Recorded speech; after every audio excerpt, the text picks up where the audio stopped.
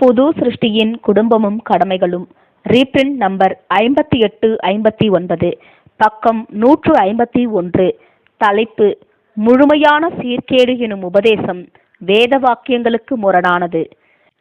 இப்பொழுது நாம் ஆரம்பகால சீர்திருத்தவாதிகளினால் முழுமையான ஒழுக்கக்கேடு அல்லது சீர்கேடு எனும் உபதேசம் பரப்பிவிடப்பட்ட போது அவர்களில் சிலருடைய மனங்களில் காணப்பட்டதும் தற்காலத்தில் அநேகரினால் கோட்பாடாக ஆதரிக்கப்படுகிறதும் நாம் மறுத்து கருத்து தெரிவிக்கிறதுமான கருத்திற்கு வருகிறோம்.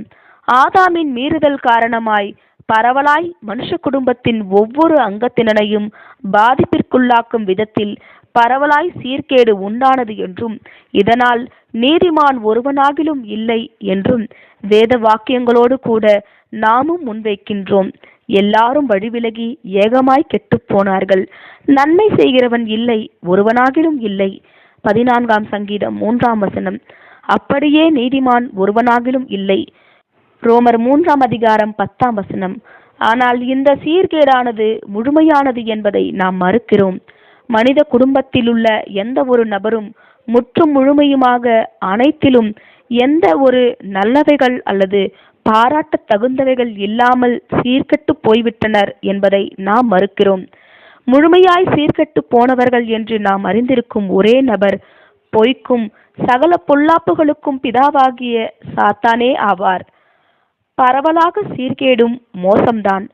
மிகவும் பரவலாய் இருக்கிறபடியால் எந்த மனுஷனும் அவன் தன்னில் சுதந்திரித்துக் கொண்டதும் வளர்த்து கொண்டதுமான சீர்கேட்டினை கண்டு கொள்வதற்கும் தன் சக மனுஷர்களிடத்தில் உள்ளவைகளை கண்டு கொள்வதற்கும் சிரமப்படுகிறதில்லை.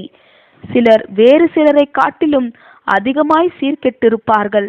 சிலர் தங்களுடைய சுபாவத்திலும் குணலட்சணத்திலும் தேவனுடைய ஆதி சாயலை கொஞ்சம் மங்களடைய பெற்றவர்களாகவும் அழிக்க பெற்றவர்களாகவும் காணப்படுகின்றனர்.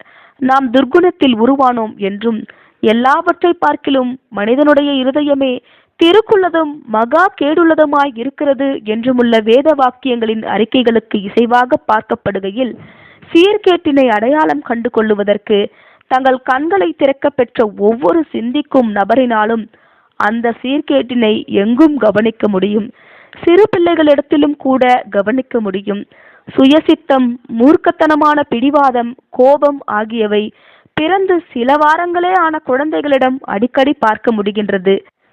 திருத்திடுவதை அவசியமாக்கிடும் இந்த தன்மைகளானது பெற்றோர்களிடமிருந்தே குழந்தைகளுக்கு வந்துள்ளது என்பதை பெற்றோர் நினைவு கூறுகையில், இது பெற்றோர் குழந்தைகளை திருத்த முற்படுகையில் அவர்களை மிகவும் பொறுமை கொள்ளவும் அதே சமயம் திருத்தம் செய்யவும் விஷயத்தில் மிகவும் அக்கறையாயும் உறுதியாயும் விழிப்பாயும் இருக்க செய்யும்.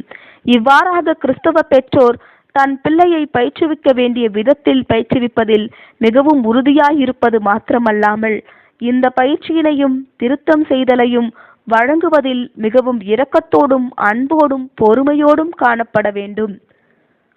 ஆமேன்.